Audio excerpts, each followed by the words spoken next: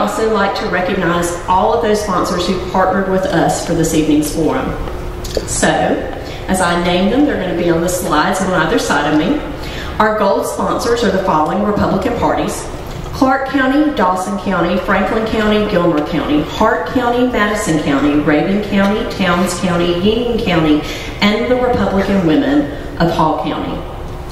Our platinum sponsors are the following Republican parties: Banks County, Fannin County, Forsyth County, Habersham County, Hall County, Jackson County, Lumpkin County, Pickens County, and White County. Our presenting sponsors are Representatives Tommy Benton, Representative Dan Gazaway, Representative Frank Ginn, Representative Lee Hawkins, Representative Terry Rogers, and Senator John Wilkinson. Our host sponsor this evening is Senator Steve Gooch. Our after-party sponsor, for after this is all said and done, is ESE Network. And I know that this is a very long list. But we'd be remiss if we did not thank our title sponsor for this event. Serving in office since first elected in 2012, our title sponsor has represented the 9th District in Washington as a passionate voice for our citizens in the 9th District. He has never forgotten where his roots began, and he continues to advocate for our rights daily in the swamp. Please join me now in welcoming our title sponsor, Congressman Doug Collins, to the stage.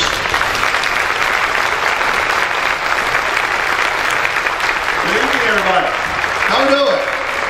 You ready? How many's ready to go like to keep the Georgia Republican Party going and the Republican Party strong in Georgia this year? I hope so. Hey, we got to get better, because I'm going to tell you, I've been out for the last few days traveling the country, and as an overview, Democrats, I'm talking to Republicans hopefully here tonight. You're here to see a great debate for our future governor. One of these men right here will be the governor of the great state of Georgia come this time next year. And us being here tonight is a good step forward, but I want to just speak to you for just a minute on some concerns. I just got back just recently from touring and helping our candidates across the country, and Democrats are fired up. They believe this is their year. They believe this is the year that they're going to take back the House. They're going to believe that they're going to even hold or take even some of the Senate and nationally. They believe they're going to come into Georgia and they're going to start taking House and Senate seats. And they even believe by running the two Stacys that they can take the governor's seat. I have a question. Can they do that? Are we going to do everything we can to stop that? Yes. Let me just put this in very stark perspective for you. If we do not, as Republicans, get fired up, support our president, move forward, and get our agenda and talking about tax cuts that are stimulating the economy, the lowest employment in years, the lowest, the best job generation, 3% growth. How many of you like 3% growth as compared to 1.8% growth? How many of you think we have a better economic message of moving this country forward and claiming our rightful place as we look forward in economic engine to the rest of the world? That's where we need to be. But we can't sit back. What we've seen over the past year is we've been very happy. We got a president, we're moving forward, we're seeing tax cuts, we're seeing regulatory rollback, we're seeing all these things, but then when elections come up, we're seeing some of our folks stay at home. We can't do that. Let me put it in very stark terms for you. If we stay at home in November, if we don't go out and do everything we possibly can come November, then you're going to hear a familiar frame that's going to be very concerning to America.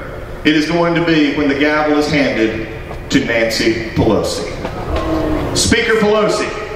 But I want to take it even a step further. How many of you in the banking industry, and how many of you like to actually borrow money and have a bank that can actually help you? How would you like to do that? How would you like to have Maxine Waters back chairing financial services? Sheila Jackson Lee possibly chairing Homeland Security? Or Jerry Nadler chairing Judiciary, where the first thing that he will want to do and they will want to do is impeach our president? This is real life. This is going along. I was just in a district out in the Midwest in which the polls were basically even in a Republican district. In Pennsylvania, they redistricted away polls and made Democrats much stronger in areas where they're now looking at going from about a 15-6 to a 9-9. These are seats that we're going to have to fight hard for, and it's going to require everybody in here to do it. Now tonight, you're going to have some great time here seeing and hearing from our next governor. But I want to say this. I don't come and tell you what's going on. I don't come and tell you what is concerning me. And I don't come and tell you a message that we need to get out without doing something about it. And my team is committed to not only winning the 9th District of Georgia. By the way, we have 2 Democrats who are challenging me in the 9th District of Georgia.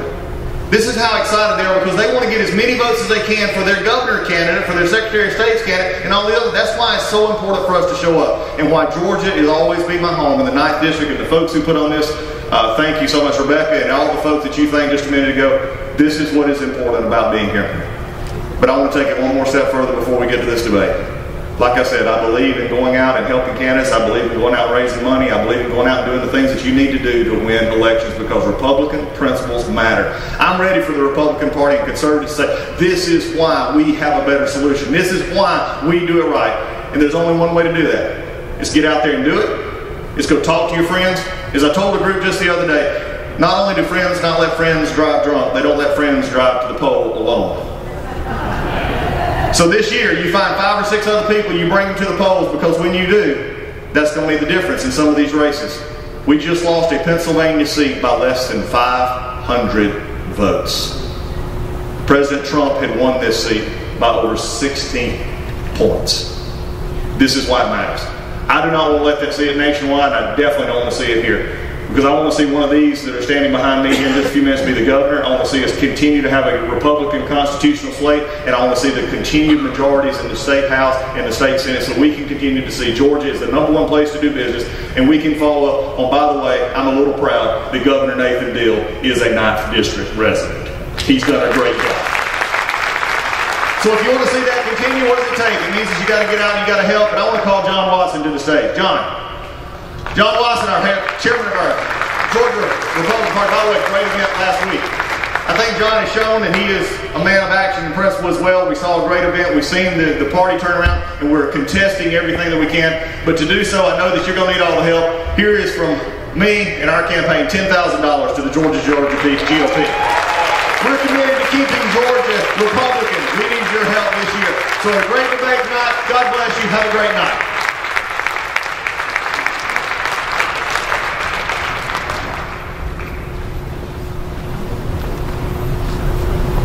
Now, for the event that you've all been waiting for. Our moderator for this evening is Greg Bluestein. Greg is a political reporter who covers the governor's office and state politics for the Atlanta Journal-Constitution. He joined the newspaper in June of 2012 after spending 7 years with the Atlanta Bureau of the Associated Press, where he covered a range of beats that included politics and legal affairs. He also contributes to the AJC's Political Insider blog, and he is a graduate of the University of Georgia. Go Dogs! With degrees in both journalism and political science, and lives with his wife and 2 daughters in Dunwoody. Please join me in welcoming Greg Bluestein to the moderator's podium for this evening.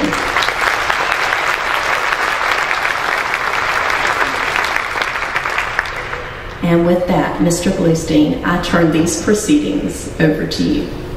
This is a little weird sitting with my back to you guys, but I hope you understand.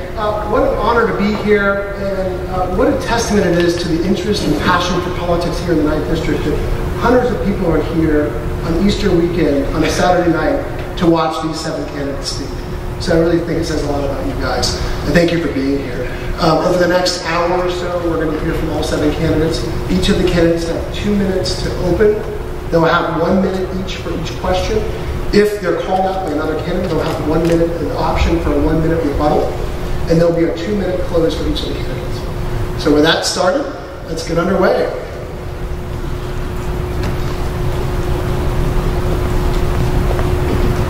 I'd like to introduce the first candidate, Lieutenant Governor Casey Cagle.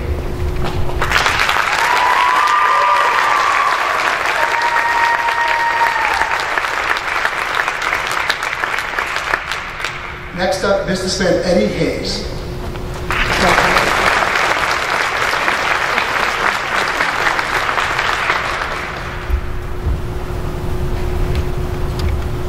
Next up, former State Senator Hunter Hill.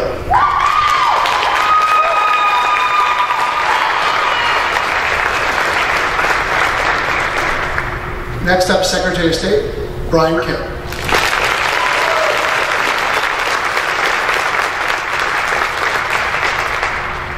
Next up,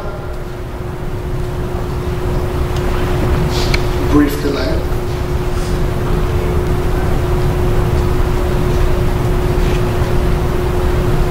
Businessman Clay Tippins.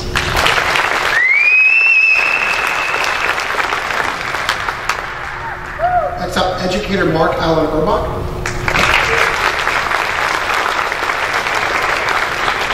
And State Senator Michael Williams.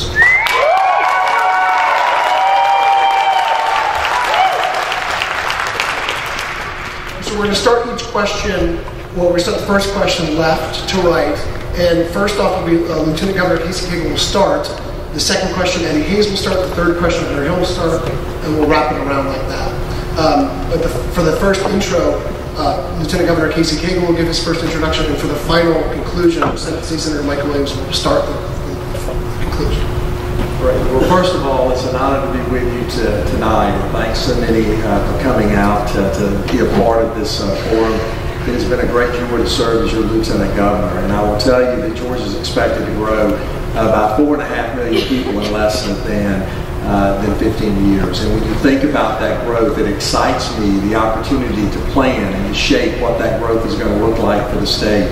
I've had the good fortune of serving with 2 governors, and I know how to make public policy, conservative public policy, as well as economic development deals throughout the state. To shape that growth across Georgia, we're going to need the type of infrastructure that will sustain that growth, both roads and bridges along with a bus and transit system as well, but also broadband. This year we were able to pass a robust broadband that puts us in a unique position. We are no longer bound by bricks and mortar. We can do business anywhere in the world from any corner of this state if we have access to that super highway. Along with that, making sure that we are building a world-class workforce that is second to none.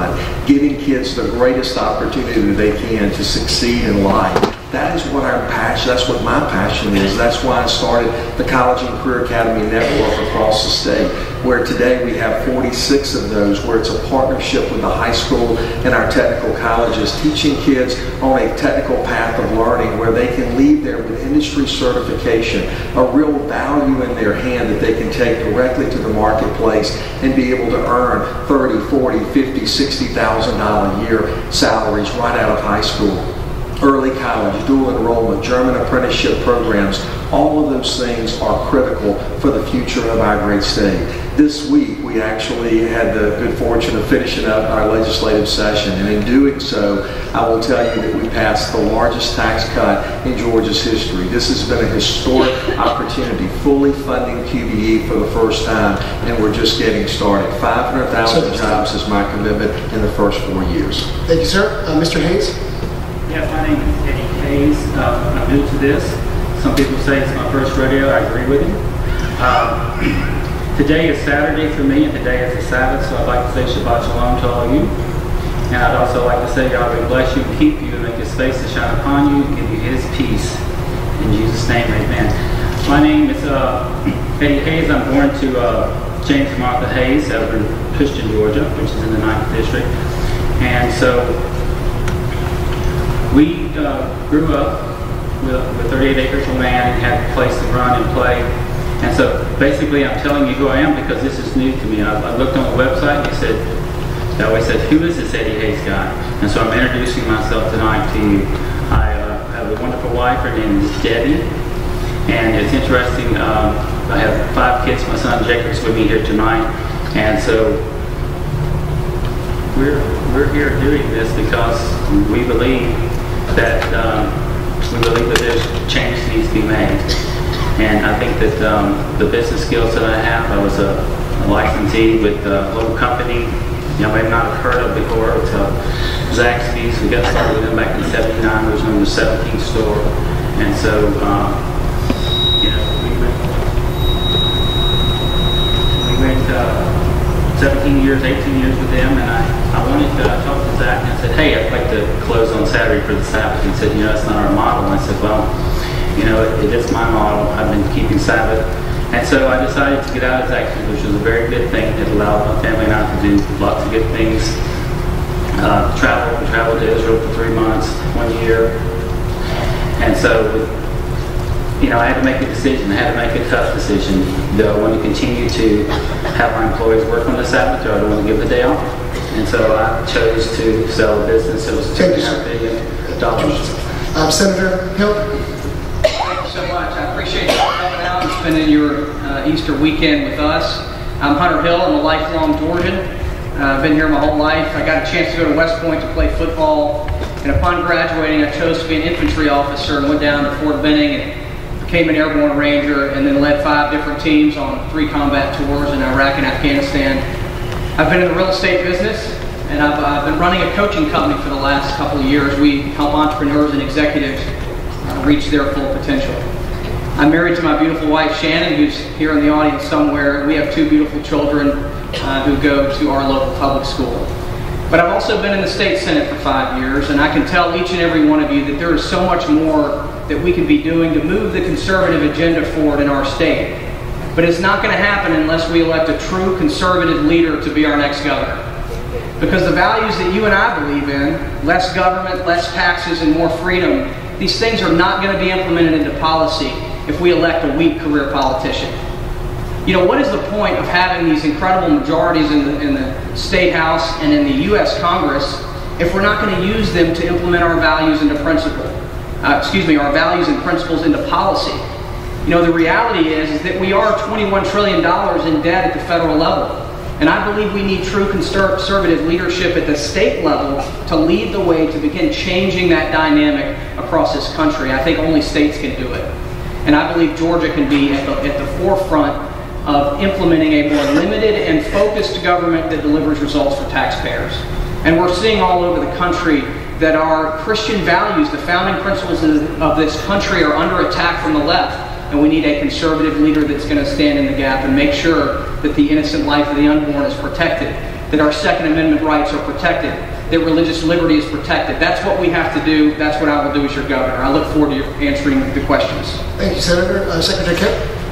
Thank you, Greg. Good afternoon, 9th District. Great to be with you guys. My wife, Marty, who's here with me today, we're from Athens. We're one of the few precincts in Clark County, maybe the only one that's actually in the 9th District, so we're strong supporters of Congressman Collins and appreciate the work that he's doing.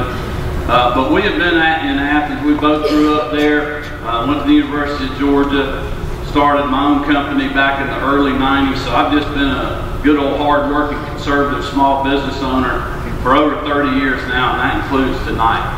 And I got frustrated with government years ago in the early 2000s. I ran against a liberal Democrat to help give us control of the state senate because I was fed up with government. I was tired of too much regulation, taxes that were too high. Congressional districts, as you all know, that have been fighting the fight at the party level for years, that the Democrats were drawing, that actually drew Athens in with Savannah. And I decided to do something about it. And I have a record of doing that in the legislature. After being back home, focusing on helping raise our 3 young daughters at the time, who are now all teenagers, I decided to run for Secretary of State. And I learned something when I was out of office. I was tired of politicians saying one thing and doing another when they got in office. So I made it my goal when I ran for Secretary of State to tell you all that I would fight to make sure we have secure, accessible, and fair elections. That I would fundamentally reform state government by cutting regulations and using technology to streamline operations. That is what conservatives have always talked about. Use less money doing that. And that is the record that I have. And you can trust me as your governor to implement our conservative 4-point plan to make Georgia #1 for small business, to fundamentally reform state government, move our whole state forward, and to put you first ahead of the special interest. Thank you. Thank you, Mr. Secretary. Mr. Tippins. Good evening. In Genesis, Joseph was called before Pharaoh. He was asked to tell the future. And he said there'll be 7 years of plenty, followed by 7 years of famine. I think that's a pretty good picture for our state. As Governor Deal has left us with unprecedented economic prosperity. But we face very serious long-term challenges. 2/3 of our 3rd graders don't read at a 3rd grade level. Metro Atlanta is the #1 place in America for sex trafficking. Those are hard problems. What you've already heard is Hunter talk about railing against career politicians. He's been seeking office for 10 years. I had all my hair the last time he wasn't seeking office. You'll hear at some point tonight Casey get very earnest, talk about serving, being in business. He spent over 20 years underneath that golden dome, saying yes to special interests, bullying colleagues and citizens. I don't think that's what we need. We need something different to address these very serious long-term problems. I've got a very different background. I've never run for office before. I was a decorated Navy SEAL, ran a large technology business. I believe that we have once-in-a-generation opportunities before us to take advantage of. A fifth of our state employees are going to retire in the next 4 or 5 years. Baby boomers. We can steer into that and find what we can serve as we're supposed to do. Transform our government, shrink our government, reprioritize our government. 1 out of 5 children in Georgia have got some amount of dyslexia, and 1 out of 50 schools support that. Our goal should be every child reads.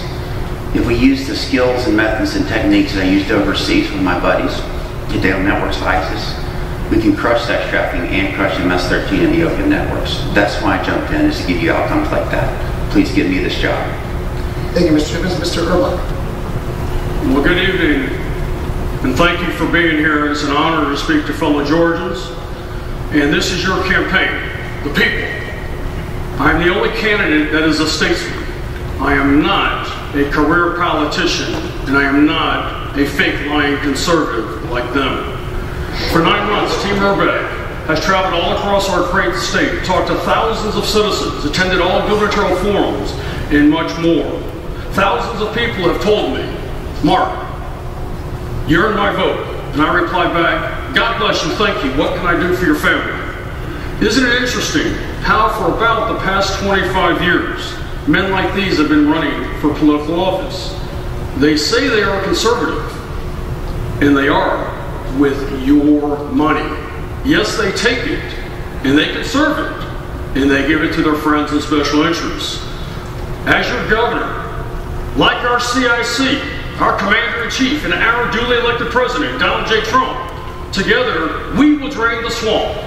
As your governor, we will return control to the people, the schools of Georgia. Common Core is no more. We will make our government accountable to you, the people. We will double our agricultural production. Georgia beef is what's for dinner. And together, we, the people of Georgia, will remove this 40 years of ultra-liberalism, secularism, socialism, and communism from our great state. For if we do this, we will preserve our unalienable rights of life, liberty, and the pursuit of happiness. And our children and God will be watching and smiling too. We are Georgians, and we are Georgia. Hip hip hooray. The NRA is here to stay in Georgia. My fellow Georgians, your choice for governor is clear. At Team Urbach, we have no fear. God bless you and your family. Thank you, Mr. Urbach. Senator Williams. All right, first of all, I would like to thank all of you for joining us this Saturday evening before Easter. It means a lot to me that you are gracing us with your presence and interested to hear what we have to say. Also, I am just like so many of you. I'm a father to 4 amazing children who are joining me today. We've got Am and Jared, Courtney, and little 9-month-old Bridley. I'm a husband to a beautiful, amazing wife, Virginia, who is the one that has allowed me to do the things I've been able to do here in public service. I'm a CPA, a certified public accountant, a small business owner. I used to own 18 retail establishments called Sport Clips Haircuts, had 160 employees. The Obamacare came into play, and I didn't see how my small business could afford the weight of the regulation of Obamacare.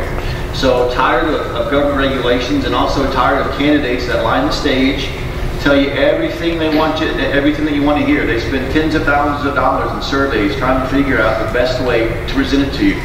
They get elected, they go down to the Capitol, and they do something else. They tell you what one hand is doing, but they don't tell you what the left hand is doing. I ran against a long-time established Rhino Republican. I beat him 66 to 34%. I went down to the Capitol and realized that we are not represented in our state government. It's the lobbyists, the special interests, and the wealthy elite that control our state. The same people that are financing their campaigns. If you don't believe me, go look at their disclosures. I'm the only candidate in this race that is putting my own money into this race, relying upon small dollar, hard-working Georgians to take me across the finish line. I will actually be able to represent you. You might not always believe and agree with the things that I say, but what you will never doubt about me is where I stand and what I believe in. I don't flip-flop on issues. I don't misstate on issues. I tell you exactly how I feel, and I'll be very direct with you tonight in calling out what I believe and what these others claim they believe, but other actions out in the Capitol have spoke otherwise. I was the first elected official to come out and support Donald Trump. I'll end on that.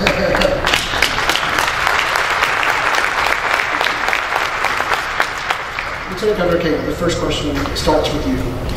Another eventful legislative session just ended early yesterday. We know about some of the biggest achievements: an income tax cut, full funding of QBE formula, a roadmap to expand transit. But plenty got left on the cutting room floor. What is your biggest regret about proposals that got left behind? Well, as you know, it was a historic session, and oftentimes you do celebrate the many victories. As you just articulated, the largest tax cut in Georgia history. The first time that we've been able to reduce the rate from 6 to 5.75 and then to 5.5, with my plan going even lower than that. We will implement, along with balanced budgeting, program-based budgeting as well. Fully funding QBE, as you articulated, was very, very important because that is our future, our children. But the things that did get left on the table, in particular, was the hidden creditor.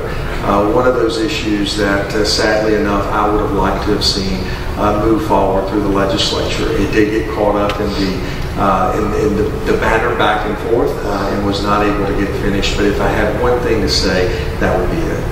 Thank you, sir. Mr. Hayes? I don't work at the Golden Dome. I work in Athens, Georgia, and around that area. So as far as what got left behind, I don't know.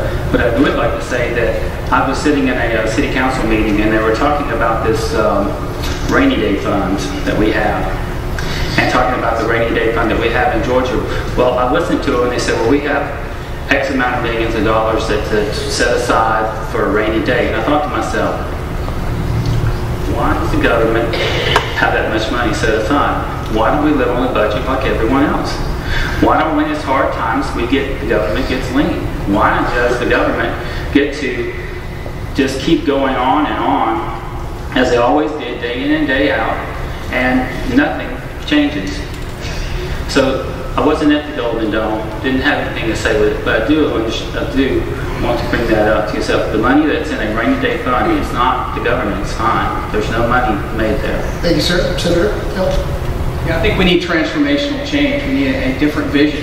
It's not something that's brand new. It is the vision that folks in this room have been fighting for 40 years.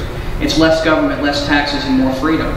And so what didn't get done in the legislative session was the implementation of a more limited and focused government that delivers results for taxpayers.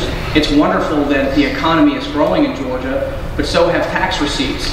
So how we're not working on meaningful, I call it budget reform, where we reallocate the money to prioritize public safety and transportation and education and transform the way that we do business under the Gold Dome. I mean, the reality is that Medicaid has grown exponentially since it was created in the 1960s. Well, we as Republicans need to change the way that is operated. And we have a chance. We have Donald Trump's in the White House. He could listen to innovative ideas from governors, but they haven't been brought up, and I want to bring innovative ideas to fix the way that we do government. Thank you, Senator. Mr. Secretary? Well, thanks, Greg. First of all, I think we need to thank President Trump, Congressman Collins, and everybody else on the Republican side in D.C. that did the tax breaks, that created the windfall in Georgia that allowed the legislature this year to lower the rates and do the big tax bill, also free up money for other things like fully funding the QBE, which I fully support those, by the way. The disappointment for me was not getting something done to continue to rein in illegal immigration, but don't worry. I have a plan to track and immediately deport criminal illegal aliens that are literally wreaking havoc on our communities. The state of Georgia, while no one wants to talk about it, and it's sad to say, we have become a distribution hub for the Mexican drug cartel. And I have a plan that you can read on our website to create a criminal illegal database that will allow us to immediately track and deport those individuals and go after these gangs like MS-13. Thank you, sir. Mr. Tippins? We're not doing enough to stop predators. The hidden predator bill was a miss. We're still not making a serious effort at sex trafficking. But I'd like to talk about a specific bill that was before the state Senate didn't pass, House Bill 743. It required a 20-30 second video or whatever to be watched by high school coaches and student athletes so that they can diagnose and react to cardiac arrest. That bill passed 165 to 2 on the House side, and it died in the Senate. When the Lieutenant Governor's folks called the sponsor and said as an act of political retribution that bill be killed. That bill was literally about saving the lives of Georgia children. What passes 165 to 2? Yet it died in the state Senate. There was a chance to save lives. Between now and the next session, people will die because it wasn't passed. That's wrong. It's not the right model. Lieutenant Governor, you have a minute to rebut. Well, first of all, let me just say, I've not bullied anyone. And as I have challenged the state representative who came forward and insinuated that someone from my staff came and offered retribution towards him, is a false claim. Plain and simple. And if you have someone that can come forward and demonstrate that I have bullied them, please do. As it pertains to House Bill 743, I said publicly that I was in favor of the bill. There were things that got left on the table. Many of the senators who wanted it. I encouraged the author of the Senate to tack the bill on another one so we would have 2 bills in play. So to make an accusation that I am, 1, a bully, 2, that I am a career politician is flat wrong. I've spent 32 years in business. My income is not derived solely on politics or public service. Public service is an honor and one that I give back, but being a bully is not one of them. Thank you, sir. Mr. Urbach, to that question. Well, thank you, Greg, and thank you for including me in all your articles the past 9 months. Team Urbach and I, we believe in you, the people, keeping the fruits of your labors, you keeping your hard-earned money. Most of my friends that I've made the past 5 years as I've been in the politics, the people business, have lost on average 45 to 65 cents on the dollar, and that is not acceptable. You should keep your money. I want to know why former Senator Hunter Hill, under his watch, the budget has gone from approximately $15 billion to $26 billion. This government, God willing, you will run for elected office and you'll see how corrupt the General Assembly is. We're talking billions of dollars. So the career politicians need to figure out why we're in the state we're in. And as your governor, we will lower your taxes so you can keep your hard-earned money. Thank you so much. Thank you, sir. And Senator, you have a chance to rebut if you want. Yeah, there's been a couple of comments regarding my length of service. Look, I gave my oath to support and defend the Constitution of the United States against all enemies, foreign and domestic, in 1996 in West Point. Over the course of my service to the country, I found that the real problems facing our country were coming from policymakers in Washington, many of them from the Republican Party. My definition of a career politician is somebody who campaigns like Ronald Reagan and then governs like Barack Obama. And so I would say that that applies here. Now, on the issue of the budget growing during my tenure of service in the state Senate, it did. When I showed up, I was appalled that it went from 17 billion to 25 billion over the course of my service. I tried to fight it in the Senate, and I realized that it was a futile effort. That is why I stand before you and am running for governor, because we're not going to get these policies implemented until we have a true conservative leader to be our next governor. Thank you, Senator. And Senator Williams, back to you on the biggest regret of this session. Well, thank you. And this is a perfect example of how politicians can say one thing and do something else. Let me explain how we got the tax cut that we got, as well as the funding of QBE. First of all, the tax cut would never have come had it not been for Donald Trump passing historic tax cuts. Those historic tax cuts were supposed to come to us, but a portion of it came to us, another portion is going to go to the state. By passing that tax cut, they're allowing more of it to come to us, but not all of it. The portion that they're still going to get that's supposed to go to us, they're going to use that money to fully fund QBE. In fact, the budget went up after this tax cut came into place. On top of that, there was a bill that Casey supported that took money from local education. It took money from local education. They used that money as well to fund QBE. So it's just hand tricks of how you fund QBE and the tax cut. Also, my biggest regret is that I had an amendment on a bill that would save unborn children at the presence of a heartbeat in case these cabal.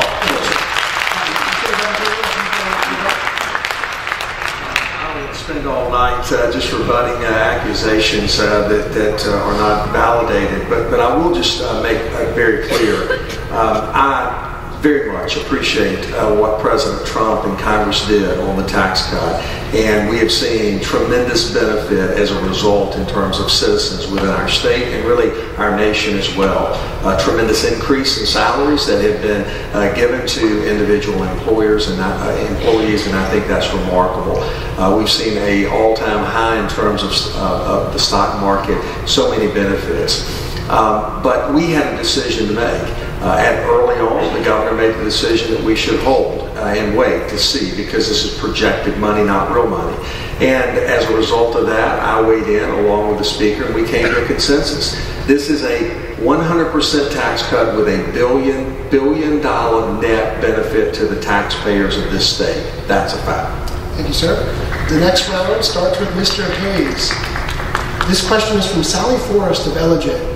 How far do you think the state should go to provide tax incentives to companies wanting to relocate to Georgia? And how would you determine where to draw that line? Well, I think the question probably is all about Amazon. And I think that the values that we have in Georgia, the Georgia values, if a company wants to come here and accept our values, accept our way of life, and then we should be able to work with them and be able to do incentives to do it. But if a company wants to come in here and wants us to become whatever values that they may be bringing into the state, I think it's bad for the whole state in general. I think it's not good for the persons there. You've got a job, but then you have to sell out on your principles. And, you know, I'm just not one that's willing to sell my principles to have a job. Thank you, sir. Senator Hill. The way you create economic development in a state is to create a fair, predictable, and stable environment for capital and investment to move into the state. And you do that by doing three things. Number one, businesses and capital are looking for three things. What's your tax and regulatory environment like? That's why I want to eliminate the Georgia state income tax. They're looking at your transportation network, because that's how they move goods and services to market. That's why I want to double our investment in transportation in our first term without raising taxes.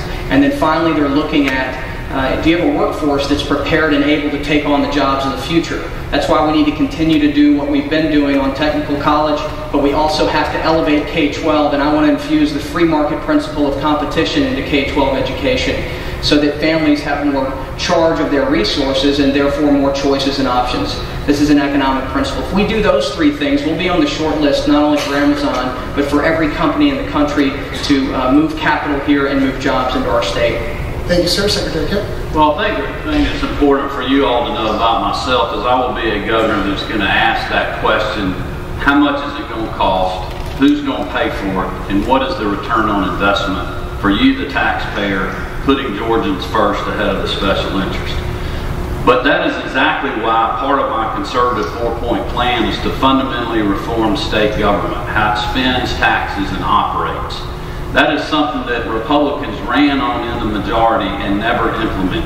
So that in times like we're in now, where we have lots of revenue coming in, the budget is growing, we don't overspend and run government spending up, but we budget conservatively so we can have real tax reform and fully fund the things that we need to be doing in state government, like education, public safety, healthcare, transportation, and so on. And that's what I will do as your governor. Thank you, sir. Mr. Tippins.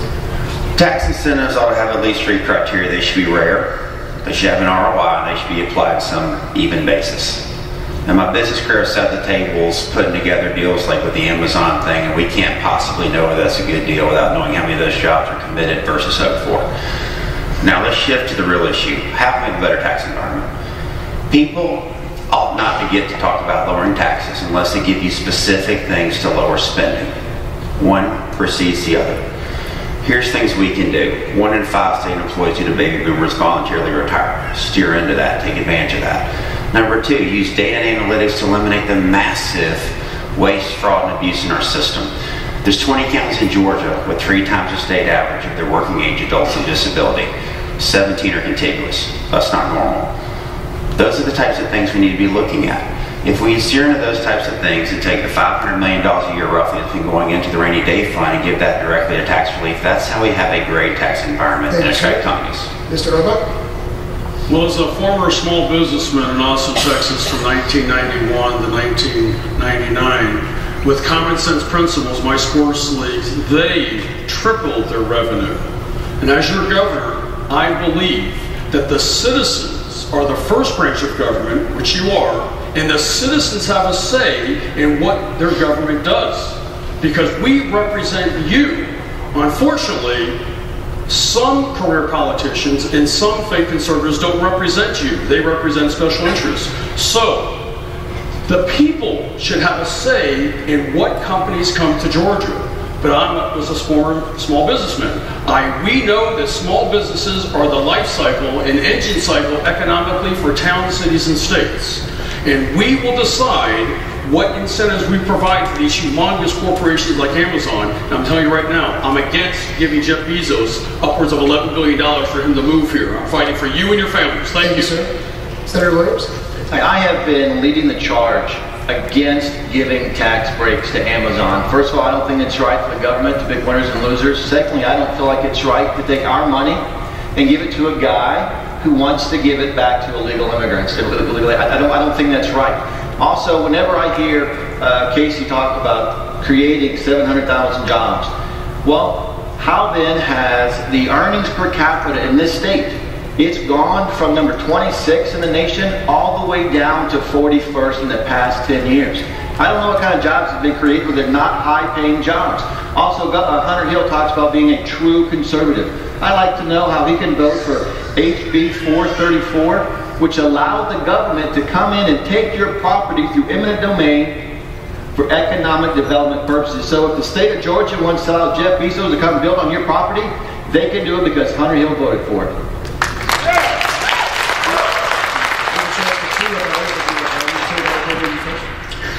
Okay. Well, first of all, Amazon was in town this week, and I'm excited about the opportunity. When you look at the Fortune 500 companies that we already have as a state, we rank third in the nation, and that is a remarkable place that's creating tremendous synergy. But I will tell you, I welcome Amazon to come to Georgia.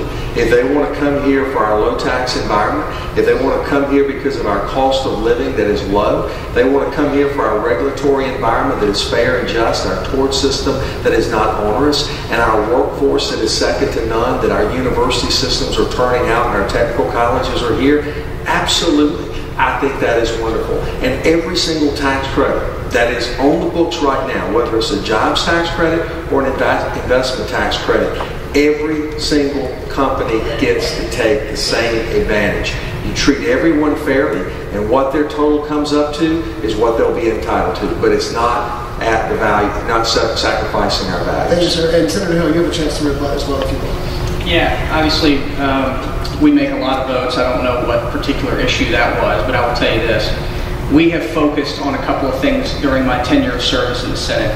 We talked about and supported bills that lowered the income tax and that eliminated it. Okay, so that's consistent with what I'm campaigning on. For 3 years, I tried to push education savings accounts, which would empower families with the resources that they've had, that they should have, to have more choices and options in education. We've also fought for small businesses with the beer jobs bill that would allow breweries to have more opportunities to grow their businesses. We did multiple things in the Senate that are congruent with our campaign for governor. But what we found is that you can't make the large changes without being in a position of leadership. And that's why I'm running for governor, because we need true conservative leadership if we want to have a more limited and focused government that delivers results for taxpayers. Thank you, sir. And Senator Hill, we'll start with you for this round of questions. The late Zell Miller was best known, perhaps, as the architect of the Hope Scholarship that helped me and more than 1 million other students go to college here in Georgia. What would you do to help secure the scholarship for future generations, and would you push to increase the awards it offers? You know, again, we're talking about having a more limited and focused government that delivers results for taxpayers. On the issue of the Hope in particular, my focus for the budgeting process is to focus on public safety, transportation, and education. You know, one of the things that the Lieutenant Governor pushed through was the biggest tax increase on Georgians in decades with House Bill 170. When I was voting for or pushing to allocate more money from the general fund into transportation without raising taxes. On the issue of Hope in particular, that falls into the top categories. It's education. but I want to prioritize K-12 education, and specifically to make sure that hope is still an option for our kids going forward. We're going to have to cut low return activities in the budget, things like social welfare that cause illegal immigration. We need to look at Medicaid reform, because Medicaid population is our most expensive population and our least healthy. There's tons of dollars in there. I want to prioritize higher education, though, and that's very important. Thank you, sir. Lieutenant Governor Cagle, you have a chance to respond if you want. Again, it's going to be a long night with these responses. Well, first of all, I mean, politicians obviously talk, leaders lead. And the reality of much of the allegations that have been stated, where you campaign like Ronald Reagan and you govern like Barack Obama, is just not true. When you look at Georgia and you look at us balancing our budget, returning the money back to the taxpayers, that is the truth. That is the reality. And for those that want to say, well, we're going to eliminate the state income tax, well, that's about $15 billion out of a $26 billion budget. So you're going to eliminate that, but yet you're going to increase funding for transportation. None of that makes sense. What I have done is something that is fiscally conservative. It makes sense, and we're able to deliver on conservative principles that are impacting people's lives in a positive way. Secretary Kemp, back to the hope question. I was going to stay a joke and ask what was the question again, but anyway. Look, I'm a strong supporter of the Hope Scholarship. I think for people in the state of Georgia, it's one of the greatest things that's ever happened. I fought very hard when I was in the legislature in the early 2000s to protect that when we were in a budget downfall, actually working on a study committee over the summer to address some changes that shored it up. So I'm proud of that work and a strong supporter of that, because it is helping Georgia families, it's helping our state, educating our children, and certainly from a workforce development standpoint. And many people across the country, quite honestly, know that when you hear literally 3 former presidents talking about it at Zell Miller's funeral. But for people up here, it's still a huge issue. The Hope Scholarship is, like transportation and other big issues. And that's why you need a governor that is going to fundamentally reform the way state government spends taxes and operates to keep these things in place. Thank you, sir. Mr. Tippins. On Hope Scholarship, let me tell you about an unbelievably cool thing going on in Georgia State. They've got this program where they're finding kids that are falling below the grade point average, and they're getting them tutoring. They're getting them into a different career track over time, and they're getting them a bridge line working with businesses and banks. What you get there is a child that would have fallen out, would have gone back home. They would have wasted that 12 to 18 months of their life when they could have been earning. They wasted our tax dollars that otherwise could have gone to a degree. And they're getting the degree, and we're getting a deal for our taxpayer dollars. That's an example of something we need to encourage. That's about applying really common sense business sort of skills and better operations to government. I run a large business, and I think that is my background. I think we will find more opportunities like that. That one program in particular is estimated to be worth $100 million a year for the Hope Scholarship. Those are the types of things I think we can find an increase. Thank you, sir. Mr. Urbach. Well, I'm the only candidate up here that was a former teacher. Gwinnett County Schools 2001 to 2012, and I greatly support and will defend the Hope Scholarship because it's very, very important for our children and future children and our students. This man next to me, Michael Williams, in a private meeting, he will acknowledge that we had together a month before I announced my candidacy, a private meeting at Roswell Coffee House. I told him legally how he can become the next governor and put a statue in the first year of his term. This is the gigantic, largest legal case in the history of Georgia, which only one paper has covered. The Board of Regents and the General Assembly.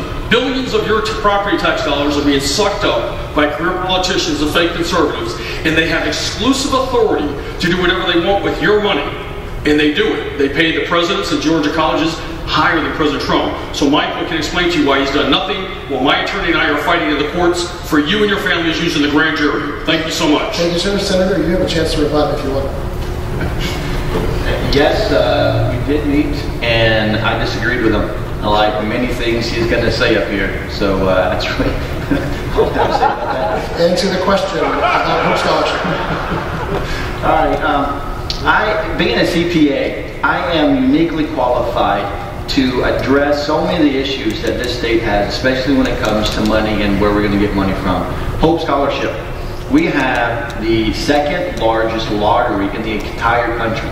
We collect about $4 billion a year in lottery funds. By statute, by law, 35% of that is supposed to go to education. Currently, only about 23% is. That's $480 million that's not going to fund Hope. Also, I have two bills that would help to expand Hope as well. One was to put a freeze on tuition costs. We've seen exorbitant increases in tuition, as well as giving the state legislature oversight over the Board of Regents, because right now the Board of Regents is out of control spending our money. Also, the freeze on tuition, there's an opportunity to have a vote on that in the Senate the second last day of session, but again, Casey and his cabal stopped it. Thank you, sir.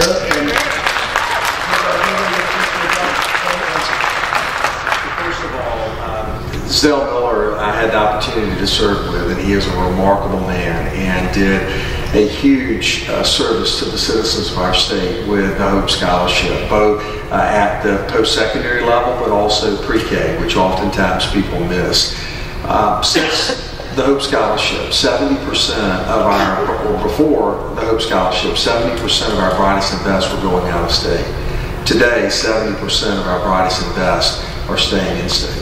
And that is a huge benefit for us as it relates to economic development when we have companies coming in and we can articulate to them what this future workforce is going to look like. The REACH program that we've been committed to as well, making sure that those that are less fortunate also have an opportunity at the pathway, along with college and career academies and early college with dual enrollment. All of those options at the junior and senior level is making it far more affordable for individuals to attend post-secondary education. Thank you, sir. Mr. Hayes? I'm up here and I'm shaking my head and thinking to myself, Jacob, let's go gamble. Okay, that's what it says. It's a lottery. I don't want to say anything bad about Zell Miller. He's passed. He's going to be judged for what he's done. But I will say, when you bring in a situation where you intentionally, the government is asking us to take our hard-earned money and take a chance on this lottery, I'm glad that students are benefiting from it. But I think we should, as Georgians, we should be able to do something else besides a lottery that benefits our students. It doesn't make sense to me, and the things that I read in Scripture and the Bible tells me that, I'm not supposed to be doing those types of things. It's just all out of whack to me that we can sit up here and talk about how great the hope is. I'm glad there's people who are able to benefited from it, but to sit up here and talk about something of this magnitude and say, yes, let's keep doing more of it. Thank you, sir. This next round starts with Secretary Kemp. In parts of Georgia, and certainly parts of this district, one of the biggest daily concerns is the lack of local internet service. Lawmakers approved a plan that lays the foundation for expansion this month, but it's just a start. What would you do to ensure more reliable internet access to rural Georgia? Well, it's a huge issue, and it's the only candidate in the race that's actually traveled to all 159 counties and worked with people in all 159 counties in my role as Secretary of State. I have seen that on the road when I've stayed in people's houses, rarely staying in a hotel room, staying with folks I've met along the way, seeing firsthand that their kids can't simply do their homework at night at their own house. And it's a big issue not only from an educational standpoint, it's a big issue from a healthcare standpoint, holding us back from doing telemedicine and new things in technology. That there's some really cool things going on, and we've been a part of that with nurses in some regard with the compact. And we've got this, getting high-speed internet in all parts of our state is a priority for myself. It will be as governor. We've got a whole plan to strengthen rural Georgia, which that is one part of it. I know I'm about out of time, but I would encourage you to look at that on our website. Rural broadband is unbelievably important. It's the secret to getting more telemedicine, more flexible education system. The technology business I ran, about half of it was telecommunications and high tech. My teams have literally worked with the very technologies that would undergird that would enable me to get rural broadband deployed at the very best deal for the taxpayer dollar and make sure it's not a corporate giveaway. That involves a private-public partnership. That involves focusing on unserved areas, not underserved areas. You got to be careful about focusing on underserved areas and let it be something that goes to a telephone company or cable company's pocket for something they were already planning on doing. There's tremendous technologies coming out like we've never seen before. Meraki gear, satellite. There's things that we haven't even seen in the past that will allow us to get high-speed access to our rural communities at less money than we've ever seen before and not become a corporate giveaway, and that's what we need. Thank you, sir. Mr. Urbach? Well, it's a very important question. The past 9 months, I've been down to South Georgia 2 times, speaking with businesses, students, and parents. Thousands and thousands of Georgia students go to school. They have the internet in school. They go to fast food restaurants and use the internet there, but they don't have any internet service in their homes. I'm going to say it one more time. Billions and billions of dollars the past 10 to 20 years have been sucked up by career politicians and given to the presidents and deans at Georgia colleges and universities, much more than President Trump. They're averaging $450,000. Student college tuition has increased 75% the past 10 years. And Michael just acknowledged that, and he's done nothing in the courts, and I'm fighting for you and your families. If we have a legitimate, clear, transparent government and a leader and a statesman in your governor's office, we will provide the billions of dollars back to the citizens of Georgia. Okay, but career politicians have allowed billions of dollars to go to illegal immigrants and refugees. The Georgians come first. Thank you. Senator Williams, you have a chance, just like last round, to rebut and to answer. What am I rebutting to? He said you didn't follow it, but whatever. you invoked his name. Sure, go ahead. Okay, can I help Michael out? I mean, I don't know if I'm allowed to. First of all, let me apologize. The crying baby, that is my baby, so I apologize for that. She just took her in the back, so thank you, Courtney, for doing that. Rural broadband. We all know that that is essential to economic development. And we need to make sure that everywhere in Georgia, everybody in Georgia, every business in Georgia has access to rural broadband in general, so that we can continue to grow the economy here in the state. There is a bill in the Senate this session that I'm sure Casey's going to talk about, he's going to brag about. It help to allow the expansion of rural broadband by taking away local control. I believe that we need to incentivize businesses, we need to work with businesses, not sacrifice our conservative values because it sounds good to say that I support rural broadband. You have to be able to take these ideas, find conservative ways to solve them, not sacrifice our conservative principles. Lieutenant Governor Cagle? Well, first of all, again, we're in the same spot that we started out with, those political talkers versus those that lead. And I have led on the issue of rural broadband with Senate Bill 402, which is going to become law upon the governor's signature. And this is a very thought out, well thought out plan, which is first you start with an assessment. Where are the needs within our state? And then you begin to deploy in a public-private effort by attaching it to the Georgia Technology Authority and giving them the ability to go in and really deploy and incentivize local communities along with local businesses to come in and build that coax, which is so critical for our state, the fiber.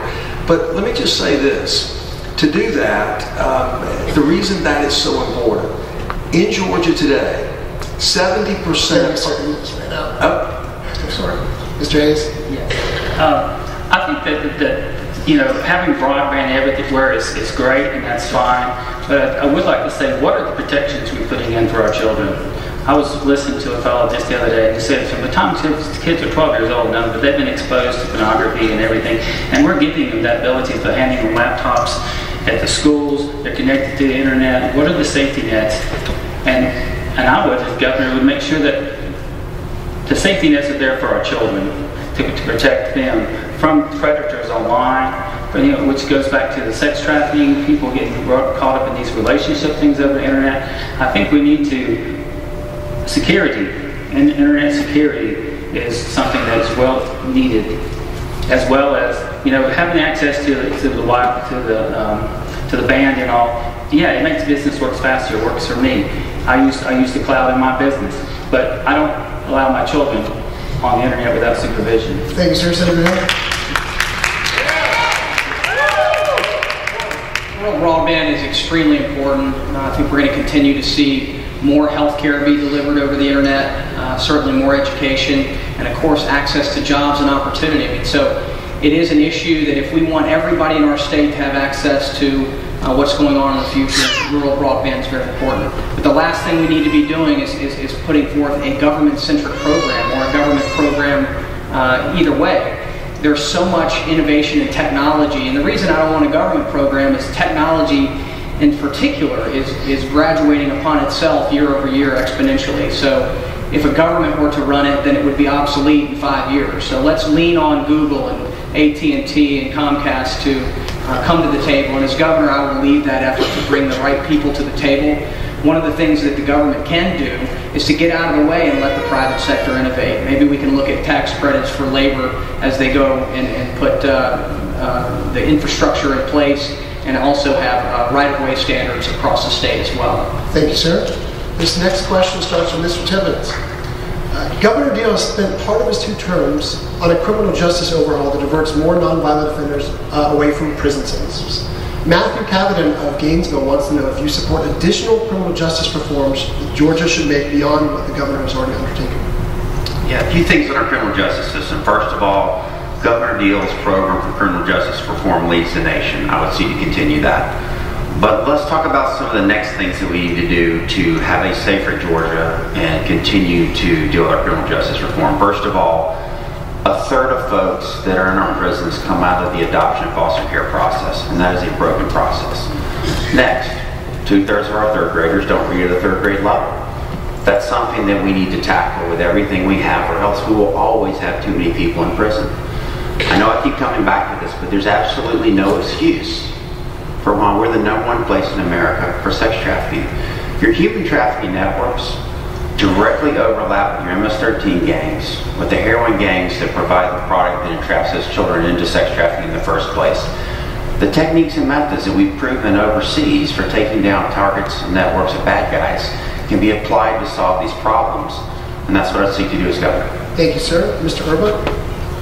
Well, it's a very important question because criminal justice is very needed in this state, because as I work with the best attorneys, they tell me that people's due process rights are being violated. For example, they're thrown into jail for hours, days, and weeks without due process. But we first have to ask ourselves, why do people in Georgia and America commit crimes in the first place? We know it's a person's heart, mind, and soul that teaches them either to pick up a gun, commit a crime, or their heart, mind, and soul tells them to commit a crime.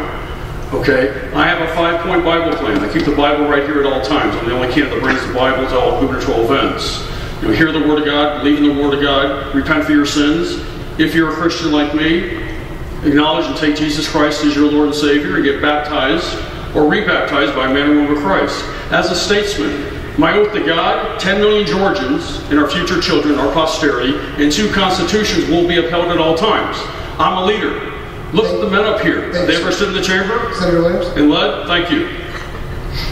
Absolutely. There is still more to be done here in the state when it comes to criminal justice reform. As a matter of fact, here in Georgia, it is a crime to be poor. What I mean by that is if you get a ticket running a stoplight speeding and you can't afford it, you go to court, you work out a payment system.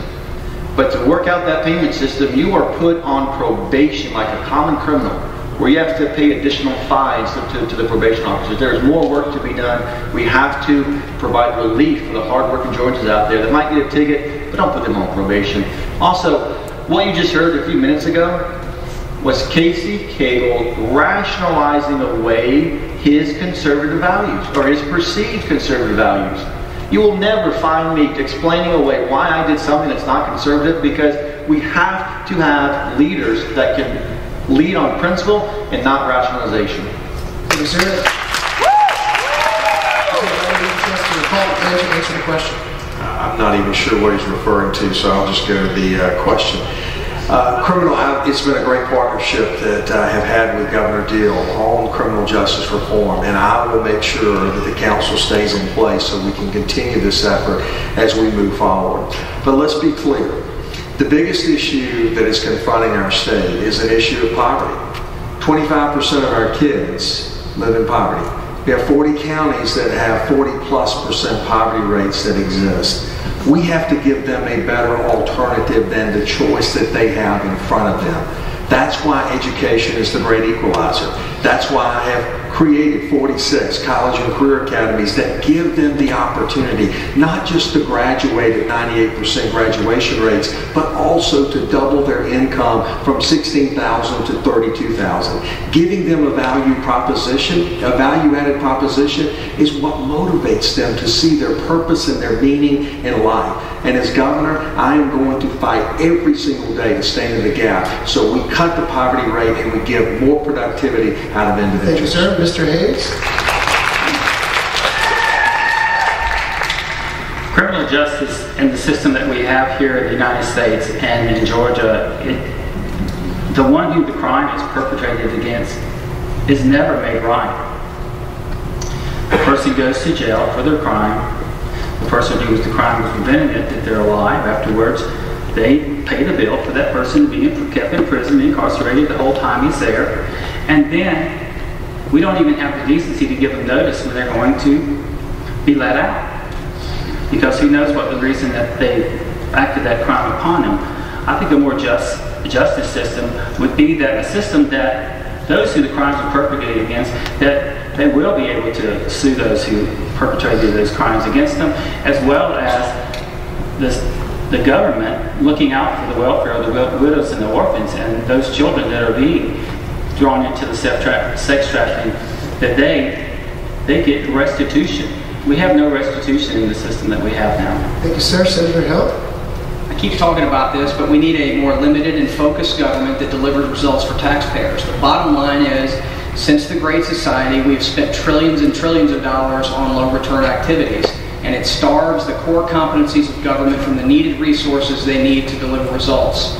Those core competencies are public safety, transportation, and education.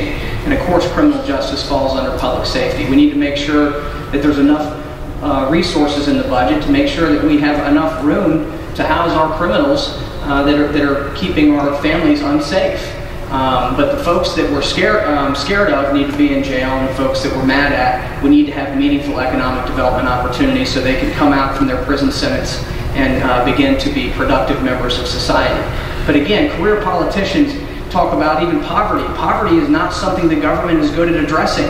We should have learned that over the last 80 years. We've spent trillions of dollars on alleviating poverty. We need to elevate ministries and nonprofits to deal with the challenges in our communities, not the government. Thank you, sir. Secretary Kemp. I certainly congratulate and thank Governor Deal for his efforts.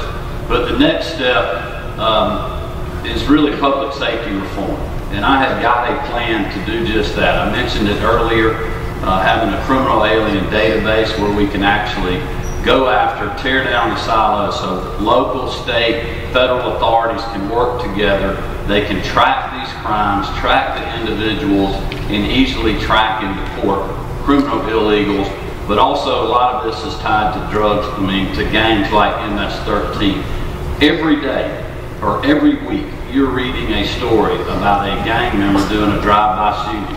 A teacher that is committing murder that was teaching in a public school in Georgia is on Atlanta TV this week. This is a problem that we've got to focus on. I've got a plan to do that. Part of that is going to be supporting our prosecutors, our district attorneys, and our ADAs to make sure they have the resources and the technical expertise to prosecute as well. Mr. Tippins? I started off with the criminal justice reform question. Oh, I'm sorry. My bad. I appreciate the extra. But I was getting extra minute. This question is adapted from Dottie Williams of Hartsville. What specific, this first goes to Mr. Urbach, what specific programs would you cut in order to reduce state income taxes or other taxes? Very good question. What programs would I cut as your governor to reduce what? Finish that, Rick. You're talking so fast. So to reduce state income taxes or other taxes. What would you cut in order to reduce taxes? Okay. Let me think for just a second. The first thing that I would cut is stopping politicians from raising your property taxes like they've done the past 20 years. The word is conservatism or conservative. And that's what we've been hearing from all of these career politicians, except for the new guy who I just met is a good man. As you can see, he's biblically based. Okay? The other men up here are career politicians. The amount of billions of dollars that have been sucked up, your property tax dollars, to the government is out of control. I'm fighting it in the courts right now with the grand jury. That's the first thing that I would do, is return the money back to the people of Georgia so you can keep the fruits of your labors. Thank you. Sir? Senator Williams? Yeah, the first department that I would cut is the Governor's Office of Student Achievement. That was a power grab by the Governor's Office to take power away from the Georgia Department of Education.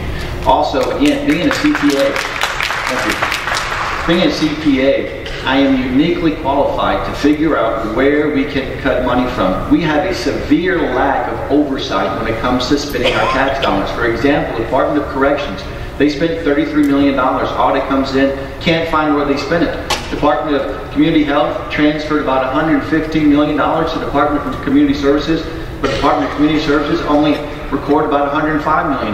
Where'd the $10 million go? There's about $1 billion every single year that we can save, our tax dollars that we can save, if we have a governor in the office that understands how to manage our money. Also, I love hearing Brian Kemp talk about his illegal alien database, because he cannot implement that unless he implements my program of the 287G deportation program. Thank you, sir. To respond if you want. Well, Senator Williams, I appreciate him supporting my plan to implement a criminal alien database. That gives me a few more minutes to talk about other things like working with the federal government. So, you know, I wrote a letter to Donald Trump when he said he was going to pull his ICE agents out of California because of that outrageous mayor that was tipping off people to raids that were coming.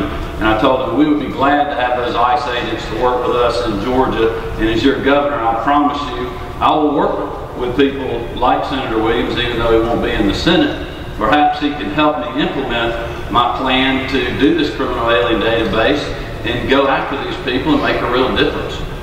Thanks, sir. Senator Cagle? Well, first of all, the governor does present the budget to the legislature, and as governor, I will plan to do that. But the first thing that has to be done is a zero-based budget approach.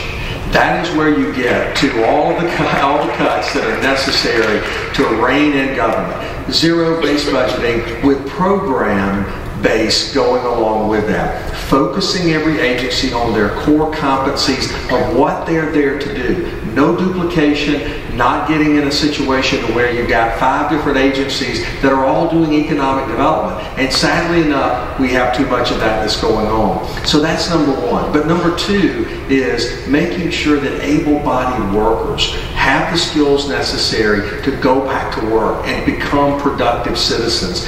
A lot of people don't want to talk about poverty. But ladies and gentlemen, when we cut poverty in half, it would put $3 billion to the bottom line of the state of Georgia. Thank you, sir. Mr. Hayes? Question one more time for me, please. Because I've listened to everything that's down here. That's a fair question. What specific programs would you cut in order to reduce state income taxes or other taxes? I would do away with the income tax completely. And I would go to a consumption, a fair tax type, and have it that way. Because right now you got a situation, the income tax, 40 to 48% of people don't pay income tax in Georgia. So if everyone pays taxes in Georgia through a consumption tax, then everyone's taxes there should be cut in half or go down. And it'd be a more efficient way of doing it. I run a small business, and every month on the 20th or midnight at the 20th, I submit my sales and use tax. And we already have a system there for collecting the taxes. Why don't we utilize the system that we have and do away with the income tax, and any money that was going under the table is being paid cash? Well, they've got to go to the store and buy some cigarettes to go drink. And so you will recapture the taxes that are not being paid out through people, you know, not being honest with the government. Thank you, sir. The government spends billions of dollars on things that we're not even equipped to deliver results in.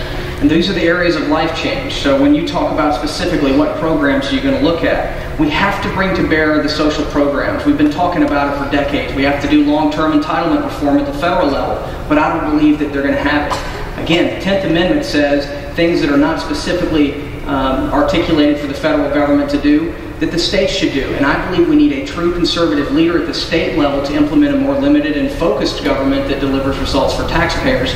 So you got to bring to bear welfare, food stamps, the higher education bureaucracy, Medicaid reform.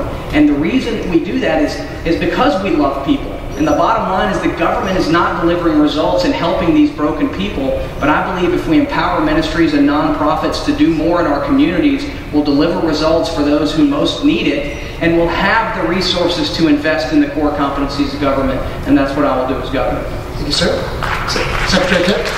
I think real quick, 4 things. Look at tax incentives, see if there's a good return on investment or not. Hold them accountable. I think there's some that we potentially could get rid of.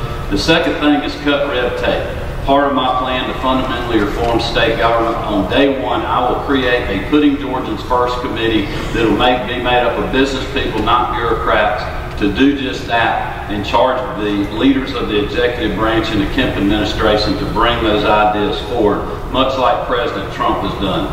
Streamline state government, using technology like we have in the Secretary of State's office to do things better, and it costs less money. And the last thing is we have to continue to budget conservatively, implement the spending cap. We have been zero-based line item budgeting in the Secretary of State's office since 2010. You can look at that on the website along with our expenses. That holds us accountable, which makes us more efficient. We need to do that through all of state government. Thank you, sir. Mr. Tippins? Look, I would love 0% income tax. All of us would. I just don't know how those numbers work. I don't know how those numbers work without having double-digit sales tax on milk, bread, and eggs, and things like that. We could get income tax below 4% if we could find $2.5, $3 billion. So let me take exactly, you asked for specifics, I'll take exactly where that comes from. First of all, the itemized deductions, President Trump's tax bill, all $1 billion a year, should go directly to you. It's $1 billion. We've been collecting and putting into the rainy day fund about $500 million a year. By the time the next governor takes over, the rainy day fund will level off. That's $500 million. You've got 14,600 state employees who become retirement eligible, voluntarily retirement eligible, in the next 3 or 4 years. Let's not replace all of them. Let's consolidate some of them. Let's shift them into better areas. Let's use data and analytics to identify the massive pools of waste, fraud, and abuse that exist within the Medicaid program, etc. That all together is $2.5 or $3 billion, and then we could level off the growth of spending. Thank you, sir. That's how you get below 4%. Thank you, sir. Senator Williams, you start off this round. Most candidates on this stage have pledged to sign a religious liberty measure that Governor Deal vetoed if elected. But I'd like to know another area where you disagree with the current governor and think the state should go in different directions. Well, I would prefer not to, to be honest with you. I would prefer to talk about religious freedom and how important it is that we stand up and we fight for our religious values. They are currently under attack. You are correct. The governor vetoed that bill. And you're going to hear Casey, you're going to hear Hunter talking about how they support religious freedoms.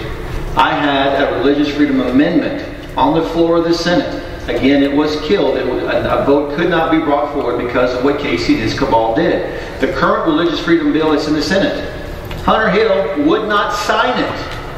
Why? Because the donors that he has don't want it because they come from the liberal Buckhead area. Not only do I support religious liberties, I also have a bill that protected teachers in school, the Coach Small bill. We see time and time again where these outside organizations are coming in trying to take away our rights to religious beliefs. We need a candidate that is not going to run from that issue.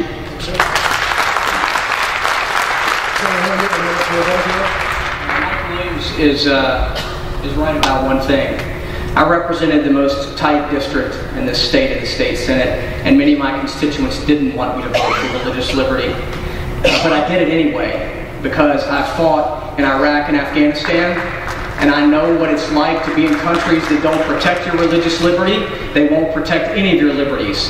So I fought in Afghanistan, and I knew how important it is to stand up for religious liberty. I voted for the legislation 3 times in the state Senate, and I will be your greatest defender of your right to exercise your religion wherever you are. Again, one thing I agree with is liberals are attacking our country, and religious liberty is a foundational constitutional principle that has created prosperity in our country, and we need to stand in the gap and deliver on that very important issue. Thank you. Is there an issue you think that you would go in a different direction than Governor Deal? Well, I'm just going to take up the issue that is at hand because my name was invoked. You know, I get grandstanding because this is a political environment.